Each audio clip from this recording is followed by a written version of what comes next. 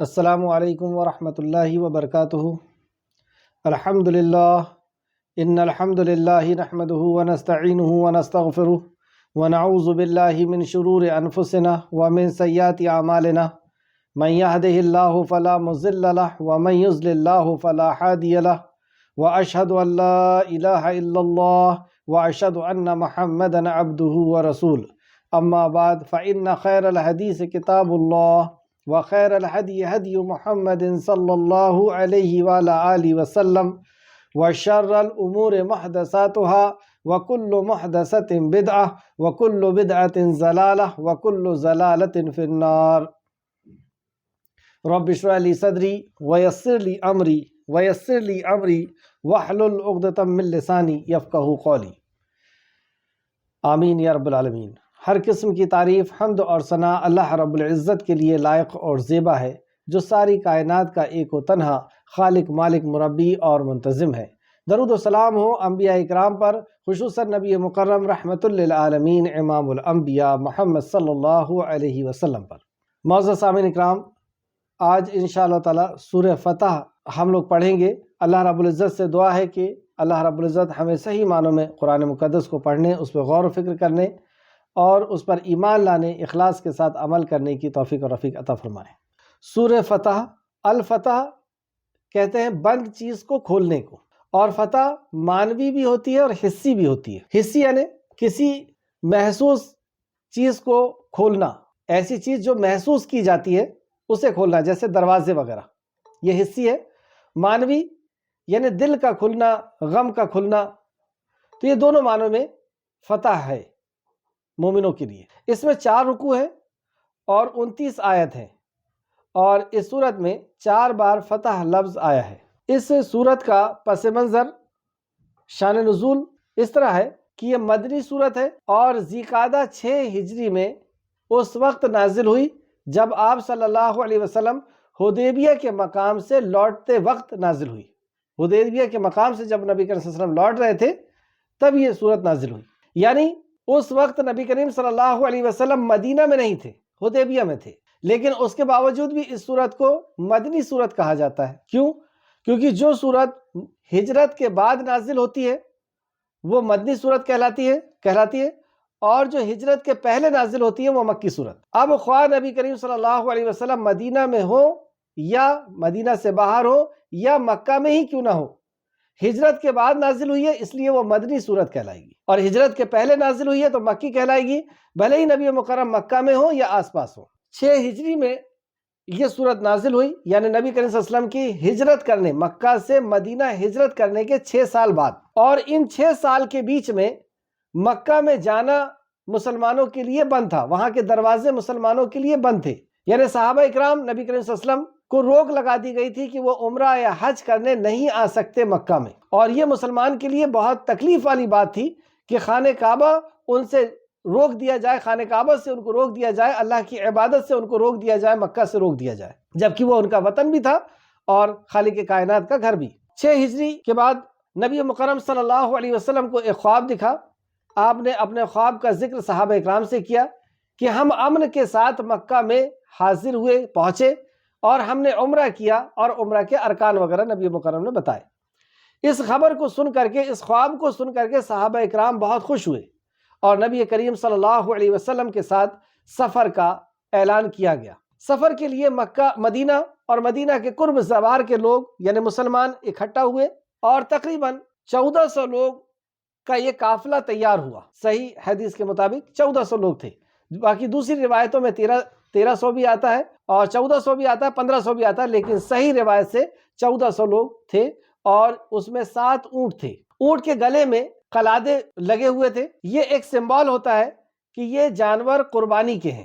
اور ذوالحلیفہ کے مقام پر نبی کریم صلی اللہ علیہ وسلم پہنچ کر کے آپ نے احرام باندھا، صحابہ کرام نے احرام باندھا، اور اونٹ کے گردنوں میں بھی قلادے لگے ہوئے ہیں، اور یہ اس بات کی خبر تھی کہ ہم جنگ کرنے نہیں آ رہے ہیں، ہم صرف خانہ کعبہ جا رہے ہیں اور اللہ رب العزت کی عبادت کر کے اور پھر وہاں سے ہم لوٹیں گے، خانہ کعبہ میں یعنی عمرہ کر کے ہم وہاں سے لوٹیں گے۔ لیکن اس خبر کو سن کر کے مدینہ مکہ والوں کو برداشت نہیں ہوا کہ یہ مسلمان اتنی تعداد میں مکہ کے اندر خانہ کعبہ آئیں، یہ انہیں برداشت نہیں تھا۔ مکہ والوں نے، قریش نے آپس میں مشورہ کیا اور 200 لوگوں کا قافلہ خالد بن ولید کے ساتھ میں پہنچایا۔ اس وقت خالد بن ولید نے اسلام نہیں لائے تھے، اور قریش جتوا کے مقام پر آ کر جمع ہو گئے۔ توا مقام پر آ کر کے قریش جمع ہو گئے، یعنی یہ 200 لوگوں کا قافلہ جمع ہوا۔ جب یہ خبر نبی کریم صلی اللہ علیہ وسلم کے پاس پہنچی تو آپ نے، کیونکہ آپ جنگ جدال نہیں چاہتے تھے، نبی کریم صلی اللہ علیہ وسلم صرف عمرہ کرنے کی نیت سے صحابہ کے ساتھ نکلے تھے، جنگ و جدال کرنے کی نیت سے نہیں نکلے تھے، اس لیے نبی مکرم نے کہا کہ ہم اپنا راستہ بدل دیتے ہیں، کیونکہ وہ راستے میں بیچ میں رکے ہوئے ہیں اور ہم وہیں سے گزریں گے تو ظاہر سی بات ہے کہ جنگ کا ماحول بن سکتا ہے، اس لیے ہم دوسرے راستے سے چلتے ہیں۔ آپ نے جو دوسرا راستہ چنا وہ کٹھن راستہ تھا، پہاڑی علاقہ تھا، لیکن اس کے باوجود بھی صحابہ اکرام اور نبی مکرم صلی اللہ علیہ وسلم اس راستے سے آگے بڑھے۔ حدیبیہ کے مقام پر جو حرم کی سرحد ہے، وہاں پر نبی کریم صلی اللہ علیہ وسلم نے پڑاؤ ڈالا۔ آپ کی اونٹنی قصوہ حدیبیہ کے مقام پر جا کر کے بیٹھ گئی۔ کچھ لوگوں نے اسے اٹھانے کی کوشش کی تو نبی مکرم صلی اللہ علیہ وسلم نے فرمایا کہ اسے اس ذات نے بٹھالا ہے جس نے ہاتھیوں کو بٹھالا تھا، یعنی اللہ رب العزت کے حکم سے یہ حدیبیہ کے اس مقام پر بیٹھی ہے۔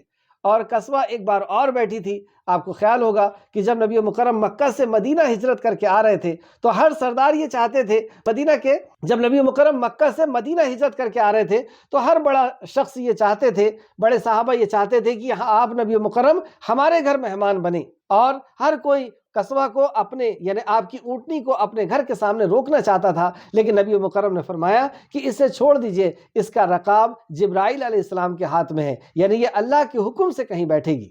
اور پھر جہاں پر نبی مکرم صلی اللہ علیہ وسلم کی یہ مبارک اونٹنی بیٹھی، اسی جگہ وہیں پہ نبی کریم صلی اللہ علیہ وسلم اس گھر میں آپ نے رہائش کی، کچھ وقت رکے، اور جس جگہ پہ یہ اونٹنی بیٹھی تھی اسی جگہ مسجد نبوی بنائی گئی، اصحاب صفہ وغیرہ بنایا گیا۔ تو یہ اونٹنی جہاں پر بیٹھی ہے اللہ کے حکم سے بیٹھی ہے، اور پھر وہاں پر صحابہ اکرام سب اکٹھا ہوئے، 3 لوگ وقتاً فوقتاً، یعنی ایک کے بعد ایک مکہ سے وہاں پر پہنچے دیکھنے کے لیے کہ یہ کس نیت سے، کس ارادے سے آئے ہیں، بات کرنے کے لیے۔ اور یہ تینوں لوگ مطمئن ہو کر کے گئے ایک کے بعد ایک، اور جا کر کے قریش کو سمجھایا کہ وہ جنگ و جدال کے لیے نہیں آ رہے ہیں، ہم نے ان کے حالات کو دیکھ کر کے آئے ہیں، ان کے اونٹوں کو دیکھ کر کے آئے ہیں، وہ عمرہ کرنے کے لیے آئے ہیں، عبادت کرنے کے لیے آئے ہیں، انہیں عبادت کرنے آنے دیا جائے۔ لیکن قریش نے کسی کی بھی بات کو نہیں مانا۔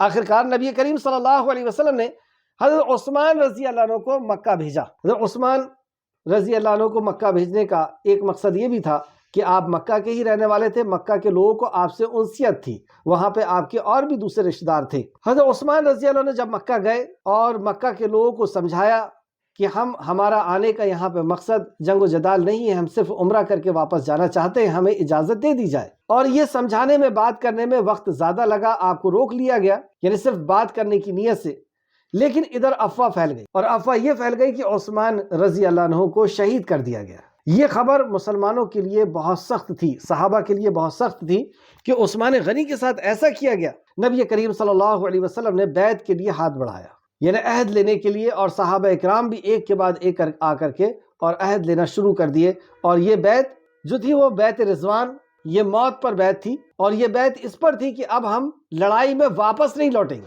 اور یہ موت پر بیعت کیے تھے۔ سبھی مرد اور عورت نے، خواتین نے اس میں حصہ لی۔ جب یہ خبر مکہ والوں کو پہنچی کہ یہ 1400 لوگوں نے بیعت کر چکے ہیں، تو وہاں پر بھی ان کو رہا نہیں گیا، اور اب یہ صلح کے لیے سہیل بن عمرو کو بھیجتے ہیں۔ سہیل بن عمرو نبی کریم صلی اللہ علیہ وسلم صحابہ کے پاس پہنچتے ہیں، اور سہیل نے آپ کے پاس پہنچ کر دیر تک باتیں کی، اور آخرکار دونوں طرف سے سمجھوتا کی دھارائیں طے کی گئی، یعنی معاہدہ طے کیا گیا۔ معاہدہ جب طے ہو گیا، اور معاہدہ یہ تھا، 4 پوائنٹس تھے اس میں، معاہدے کے 4 شرائط تھیں، 4 معاہدے تھے۔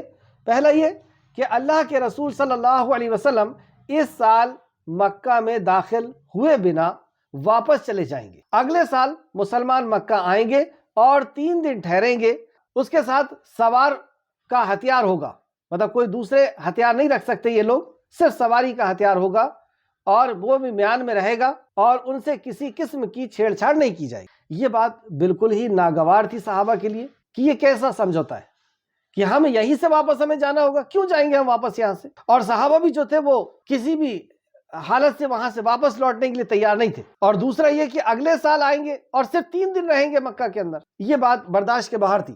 لیکن پھر بھی دوسرا پوائنٹ اس کا یہ تھا، دوسرا معاہدہ یہ تھا، 10 سال تک دونوں فریق لڑائی بند رکھیں گے، اس مدت میں لوگ امن سے رہیں گے اور کوئی کسی پر ہاتھ نہیں اٹھائے گا۔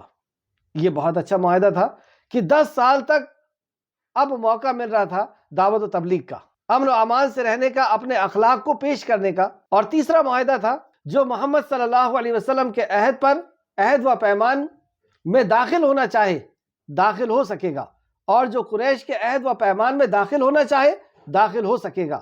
جو قبیلہ جس فریق میں شامل ہوگا اس فریق کا ایک حصہ سمجھا جائے گا، اس لیے ایسے کسی قبیلے پر زیادتی ہوئی تو خود اس فریق پر زیادتی سمجھی جائے گی۔ چوتھا، قریش کا جو آدمی اپنے سرپرست کی اجازت کے بنا یعنی بھاگ کر محمد صلی اللہ علیہ وسلم کے پاس آ جائے گا، محمد اسے واپس کر دیں گے۔ لیکن محمد کے ساتھیوں میں سے جو آدمی پناہ لینے کے لیے بھاگ کر قریش جائے گا، مکہ جائے گا کے پاس جائے گا، اسے واپس نہیں کیا جائے گا۔ یہ بھی بہت الٹی بات تھی کہ اگر کوئی مسلمانوں میں سے ادھر چلا جاتا ہے تو اس کو واپس نہیں کیا جائے گا، لیکن ادھر سے ادھر آئے گا تو اس کو واپس کرنا ہوگا۔ لیکن نبی مکرم نے اس بات کو بھی صحابہ کو سمجھایا کہ جو ہمارے بیچ میں سے نکل کر کے اور مشرکوں میں جانا چاہتا ہے تو اسے جانے دیا جائے، وہ دین سمجھا ہی نہیں، وہ دین سے مرتد ہو رہا ہے، اور ان کا آدمی اگر ہمارے پاس آئے گا تو وہ انہی کا ہے، ان کو واپس کر دیں گے۔ بہرحال کسی بھی طریقے سے اس بات پر بات طے ہوئی، اور نبی کریم صلی اللہ علیہ وسلم کے سامنے کسی نے کچھ نہیں کہا۔ نبی مکرم نے ان شرائط کو لکھنے کے لیے، ان معاہدے کو لکھنے کے لیے حضرت علی رضی اللہ عنہ کو بلوایا اور کہا کہ آپ نے املا کیا، آپ نے کہا کہ اس طرح لکھو، بسم اللہ الرحمن الرحیم۔ سہیل بن عمرو کہتا ہے کہ یہ رحمان کون ہے ہم نہیں جانتے، صرف بسم اللہ لکھو۔ تو نبی کریم صلی اللہ علیہ وسلم نے کہا کہ ٹھیک ہے، بسم اللہ لکھو۔ پھر نبی کریم صلی اللہ علیہ وسلم نے حضرت علی سے کہا کہ اب ایسا لکھیں جس بات پر محمد رسول اللہ نے سمجھوتا کیا۔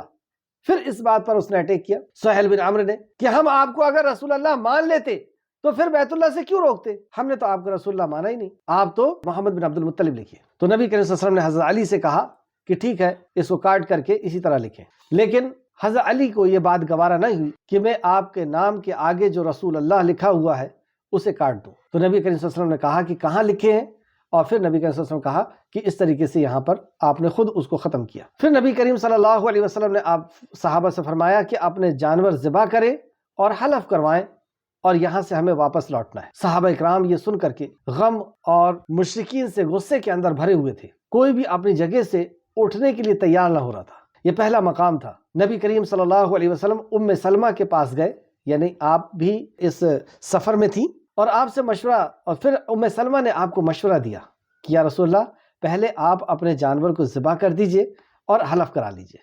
نبی کریم صلی اللہ علیہ وسلم نے ایسے ہی کیا، آپ نے اپنے جانور کو ذبح کیا اور حلف کروایا۔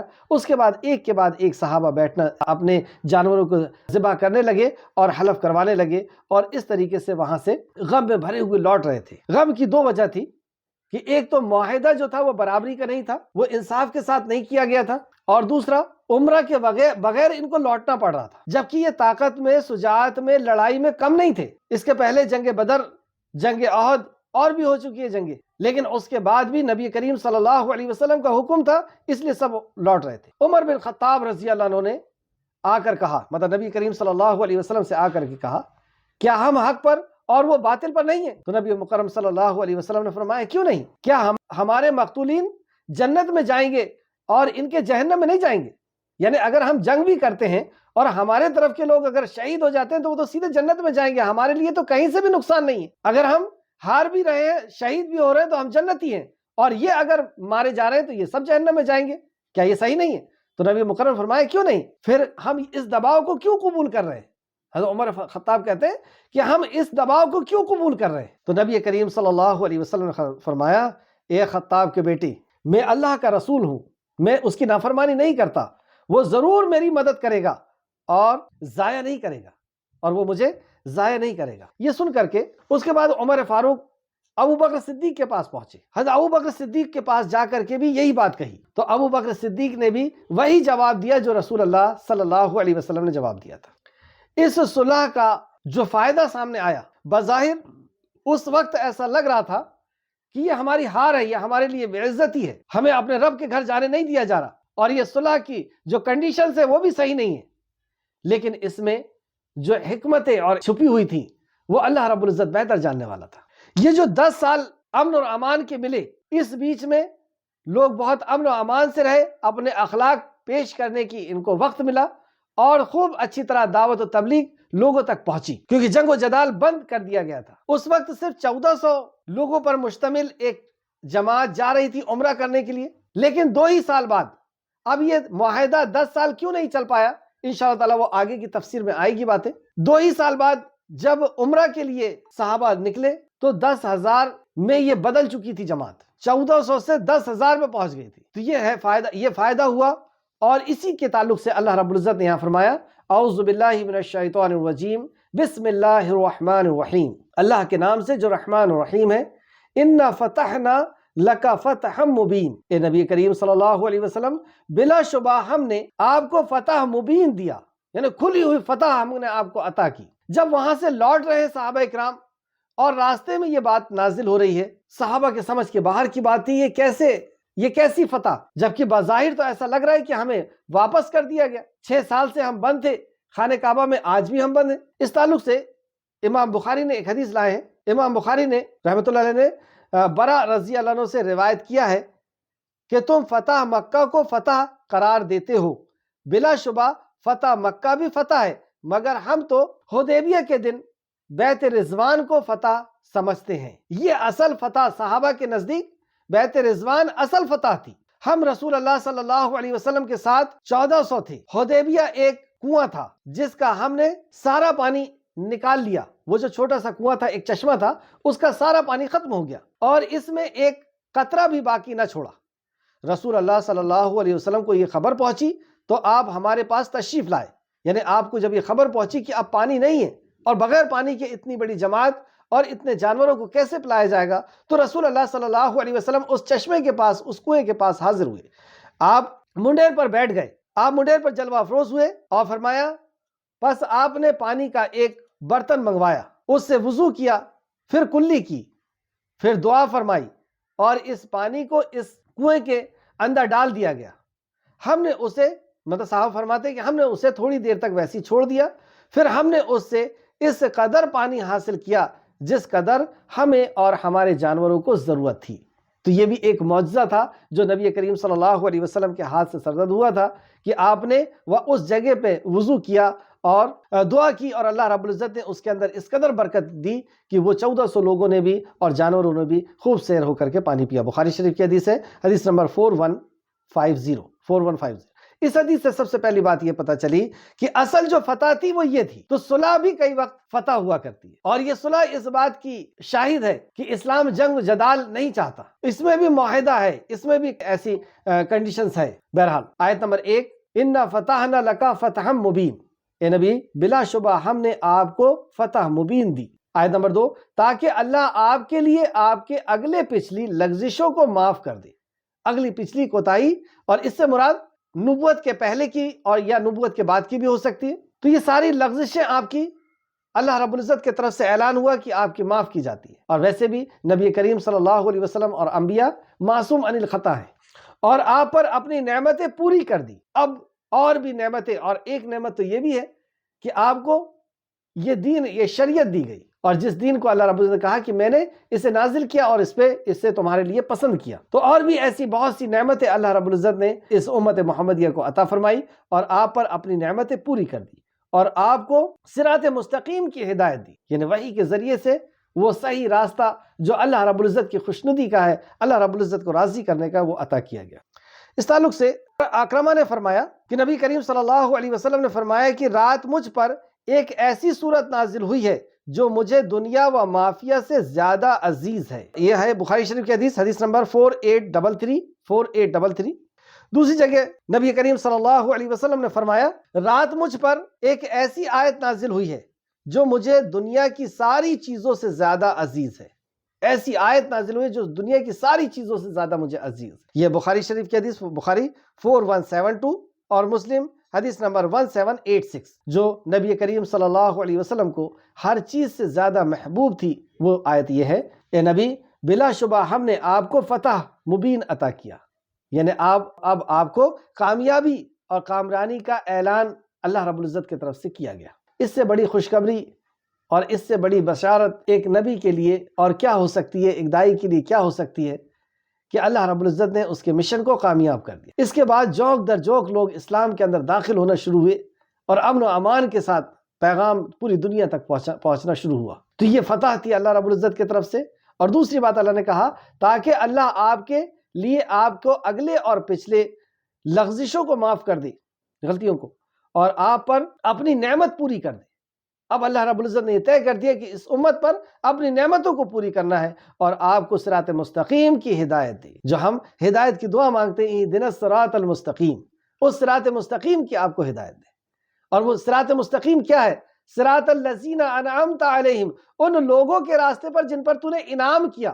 یہاں پر بھی اگر آپ غور کریں تو یہاں یہ نہیں کہا گیا کہ قرآن پر چلیں یا حدیث پر چلیں، ان لوگوں کے راستے پر چلا جن پر تو نے انعام کیا، یعنی نبیین، صدیقین، شہداء اور صالحین، جو سورہ آل عمران کی آیت نمبر 69 ہے، کہ ہمیں ان کے راستے پر چلا جن پر تو نے انعام کیا۔ اور انعام یافتہ لوگ کون ہیں؟ انبیاء کے راستے پر، صدیق کے راستے پر، شہداء کے راستے پر اور صالحین کے۔ اور صالحین کون ہیں یہ لوگ؟ یہ سب صحابہ کی جماعت ہے، کیونکہ اللہ رب العزت نے ان کے لیے پروانہ نازل کیا کہ یہ صالح لوگ ہیں، رضی اللہ عنہم ورضوا عنہ کہہ کر۔ تو گویا کہ ہمیں نماز کے اندر بھی منہج بتایا جا رہا ہے، سورہ فاتحہ کے اندر بھی منہج بتایا جا رہا ہے کہ یہ ہے دین پر چلنے کے اصول، کہ قرآن حدیث اور اس کو ویسے سمجھنا ہے جیسے نبیین، صدیقین، شہداء اور صالحین نے سمجھا۔ تو نبی نے تو ہمیں سمجھایا ہی، اب ہم صدیق اور شہداء اور صالحین کو اگر دیکھیں تو یہ صحابہ کی جماعت تھی۔ آیت نمبر 3، اور تاکہ اللہ آپ کی بڑی زبردست مدد کرے۔ اور اس کے بعد جو مدد ہونا شروع ہوئی اللہ رب العزت کی طرف سے، تو کئی فتوحات، جو بھی اس صحابہ سے ٹکراتا یعنی حق سے ٹکراتا تو باطل جو ہے وہ پاش پاش ہو جاتا، اور ایسی فتح کہ پوری دنیا کے اندر کے کئی حصوں میں امن و امان پھیل گیا اور برائیاں ختم ہو گئی۔ اور اگر آپ گراف اٹھا کر کے دیکھیں کہ کس دور میں سب سے کم کرائم تھا تو آپ جا کر کے وہیں اٹکیں گے کہ آج سے 1450 سال پہلے کرائم 0% پر آ گیا تھا۔ ایسا دنیا کے اندر سے برائیوں کو ختم کر دیا تھا صحابہ اکرام نے۔ تو یہ کامیابی تھی۔ آیت نمبر 4، وہی ہے جس نے مومنوں کے دلوں میں اطمینان و تسکین نازل کی۔ اب مومن جو غم سے لوٹ کر کے آ رہے تھے تو اللہ رب العزت کی آیتیں سن کر کے ان کے اطمینان اور سکون اللہ رب العزت نے ان کو نازل فرمایا، تاکہ ان کے ایمان میں اور مزید ایمان کا اضافہ ہو۔ تو قرآن سے، اللہ رب العزت کے فرمان سے، نبی کے فرمان سے ایمان میں اضافہ ہوتا ہے۔ اگر ہم یہ چاہتے ہیں کہ ہمیں ایمان حاصل ہو اور ہمارے ایمان میں اضافہ ہو تو ہمیں چاہیے کہ ہم اللہ کے کلام کو، نبی کے فرمان کو پڑھیں، اس پر عمل کریں۔ یہی ہمارے ایمان کو لانے کا اور ایمان کو بڑھانے کا ذریعہ ہے، جو یہاں فرمایا تاکہ ان کے ایمان کا اضافہ ہو۔ اور آسمانوں اور زمین کی سب لشکر اللہ ہی کے ہیں۔ سبحان اللہ، آسمان اور زمین کے سارے لشکر اللہ ہی کے ہیں۔ اگر اللہ رب العزت چاہے تو پھر انہیں جنگ و جدال کی ضرورت نہیں ہے، لیکن یہ بھی اللہ رب العزت کا ایک رحم ہے کہ وہ ہمارے ذریعے سے اور جو مسلمان ہیں یا ایمان والے ہیں ان کے ذریعے سے ظلم کو ختم کرتا ہے، فرشتوں کے ساتھ ملا کر۔ ورنہ آپ دیکھیں پچھلی امتوں کے اوپر جو عذاب آئے ہیں وہ صرف فرشتوں نے لے کر کے آئے، لیکن اس امت کا یہ اعجاز اور بھی بیچ میں ایسے انبیاء کے ساتھ ہوا ہے کہ ان کے ساتھ مل کر کے اور ان کے صحابہ نے لڑا ہے ظلم کے خلاف۔ تو صحابہ جب ظلم کے خلاف لڑتے تو اللہ رب العزت کی طرف سے آسمانی فرشتے نازل ہوتے اور ان کے ساتھ مل کر کے یہ ظلم کا صفایا کرتے۔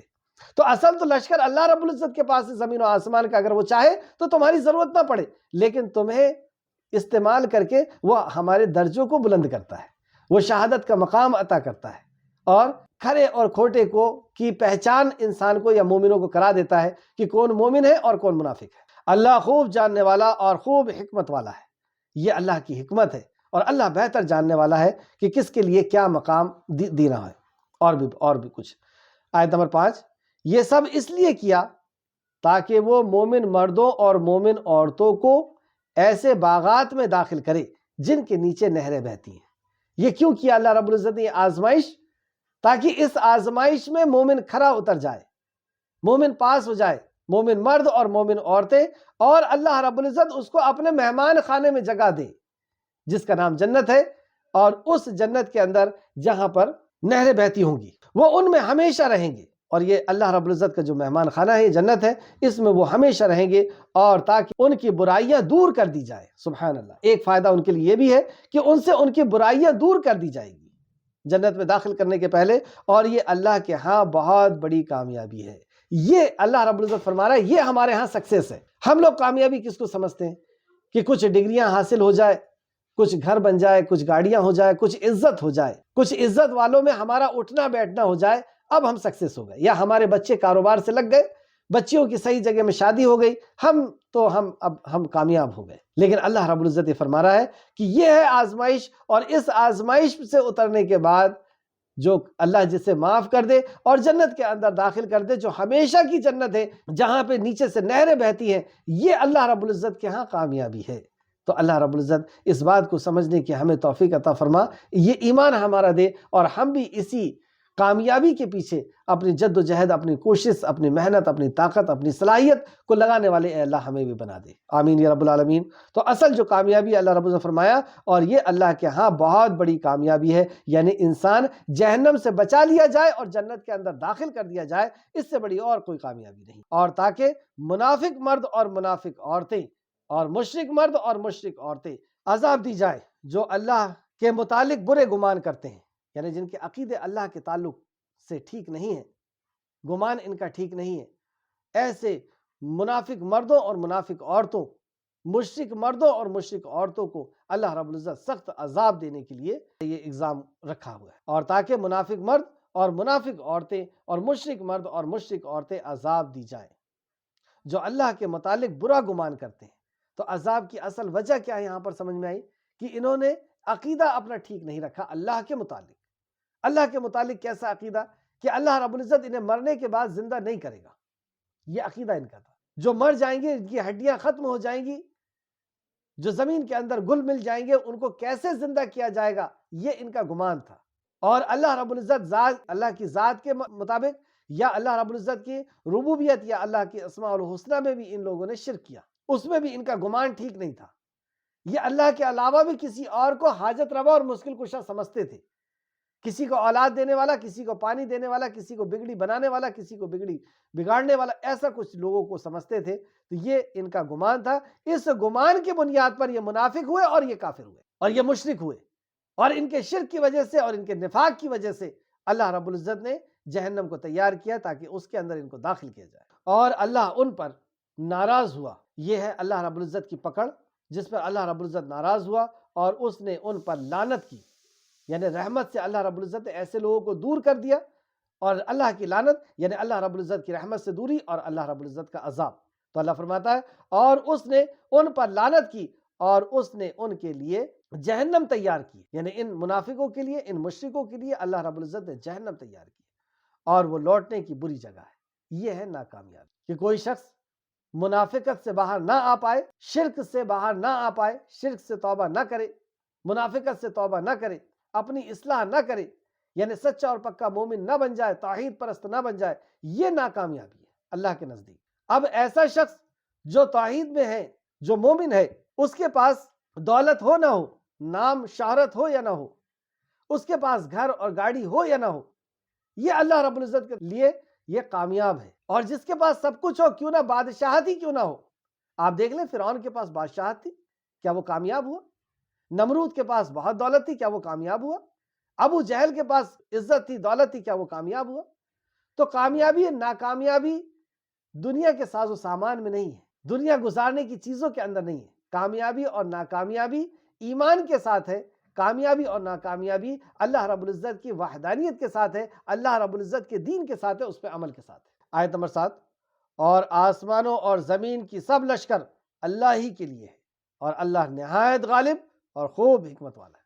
وہ غلبے والا بھی ہے، وہ جب جیسا چاہے جہاں چاہے اپنی فوج کو، اپنے لشکر کو وہاں پہ اتار سکتا ہے، اتارنے پر قادر ہے، اور وہ بہت حکمت والا بھی ہے، وہ بہت غالب بھی ہے اور حکمت والا بھی ہے، یعنی اللہ رب العزت کی حکمت کے مطابق اللہ رب العزت کا فیصلہ ہوتا ہے۔ آج کی کلاس یہیں تک رکھیں گے انشاءاللہ تعالی۔ اللہ رب العزت سے دعا ہے کہ اللہ رب العزت جو کچھ بھی ہم نے پڑھا، سمجھا، سیکھا، اس پہ ہمیں مزید غور و فکر کرنے، اس کی تفسیر کے ذریعے سے اس کو جاننے کی ہمیں توفیق دے، اور اس کے مطابق ہمارا ایمان بنا دے اور عمل کرنے کی توفیق و رفیق عطا فرما، آمین یا رب العالمین۔ السلام علیکم ورحمۃ اللہ وبرکاتہ۔